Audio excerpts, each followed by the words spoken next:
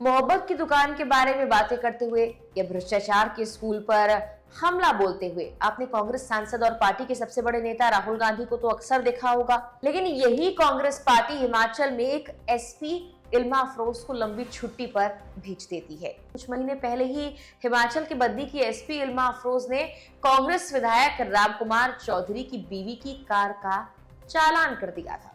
SP और विधायक के बीच की अनबन का मामला काफी सुर्खियों में रहा था। अब आखिर ये चालान वाला पूरा माजरा है क्या? क्या लंबी छुट्टी से इसका कनेक्शन है? मामले पर हिमाचल सरकार का क्या कुछ कहना है? इल्मा अफरोज के बारे में हम क्या जानते हैं, बताते हैं सब कुछ आपको इस वीडियो में। नमस्कार, मेरा नाम है मेघना सचदेवा, आप कुछ देख रहे हैं लोकमत हिंदी पर। आईपीएस इल्मा अफरोज की मां को अक्सर ये सुनना पड़ता था कि लड़की है, क्या ही कर लेगी। लेकिन यही इल्मा अफरोज अब लेडी सिंघम के नाम से जानी जाती है। इल्मा यूपी के मुरादाबाद में एक छोटे कस्बे कुंदरकी की रहने वाली हैं। जब वो 14 साल की थी तो पिता की मौत हो गई। फिर उनकी मां ने अपने पैरों पर खड़े होकर इल्मा की परवरिश की, उनकी जिम्मेदारी संभाली, उसे आईपीएस अफसर बनाकर एक बड़ा मुकाम हासिल किया। इल्मा के बारे में और उनके जीवन में चुनौतियां जो आई, उनके बारे में विस्तार से जानने से पहले जरा उस मामले पर गौर कर लीजिए जिससे उनकी लंबी छुट्टी से जोड़ा जा रहा है। ये पूरा माजरा है अगस्त 2024 का। हिमाचल की लेडी सिंघम के नाम से चर्चाओं में बनी इल्मा अफरोज का उस वक्त दून के विधायक रामकुमार चौधरी से टकराव चल रहा था। बद्दी में अवैध खनन के मामले पर पुलिस ने विधायक रामकुमार चौधरी की पत्नी की गाड़ियों के चालान काटे। इस पर एसपी और विधायक में ठन गई।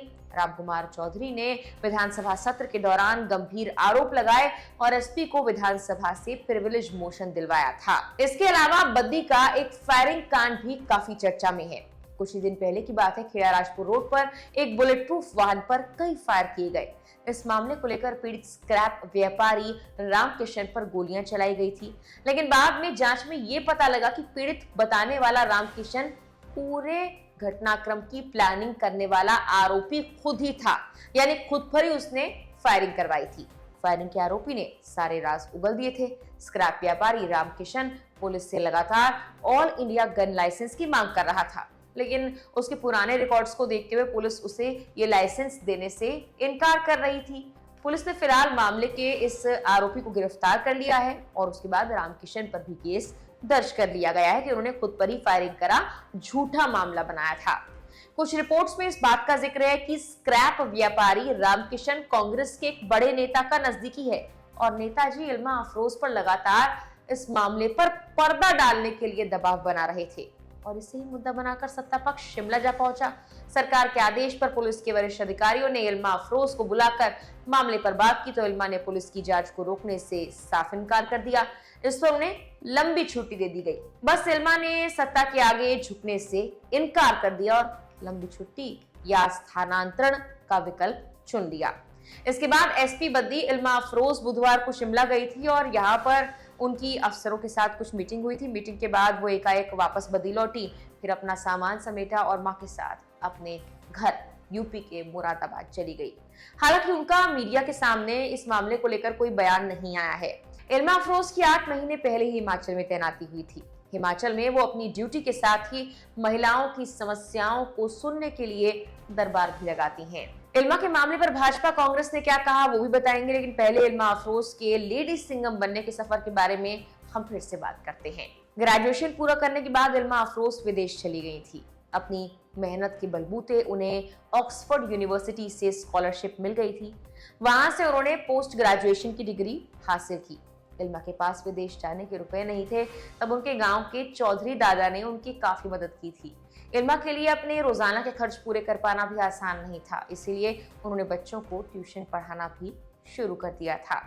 इल्मा अफरोज को न्यूयॉर्क में स्थित फाइनेंशियल एस्टेट कंपनी में एक नौकरी का ऑफर तक मिला था, लेकिन उनका मानना था कि उनकी शिक्षा पर उनकी मां और देश का पहला हक है, इसीलिए उन्होंने वापस आकर यूपीएससी परीक्षा की तैयारी शुरू की और 2017 में 217वीं रैंक हासिल कर आईपीएस बन गई। अब आते हैं कि मामले पर भाजपा कांग्रेस का क्या कुछ बयान सामने आया है। भाजपा की तरफ से तो पूर्व सीएम जयराम ठाकुर ने कांग्रेस को घेरते हुए कहा कि रातों रात एक सरकारी अधिकारी अपना सामान लेकर चली गई। वो तो अपना काम कर रही थी, लेकिन उन्हें जलील किया गया। उन्होंने कहा प्रदेश में अब बिना सोचे समझे फैसले लिए जा रहे हैं। इसके अलावा भाजपा के प्रवक्ता सोलन शैलेंद्र गुप्ता ने कहा कि बीबीएन में खनन और भू माफिया पर नकेल कसने वाली आईपीएस इल्मा अफरोज सुक्खू सरकार के नेताओं की घटिया सियासत का शिकार हो रही हैं। वहीं कांग्रेस के तमाम बड़े नेता इस मामले पर चुप्पी साधे बैठे हैं। फिलहाल के लिए इस वीडियो में इतना ही।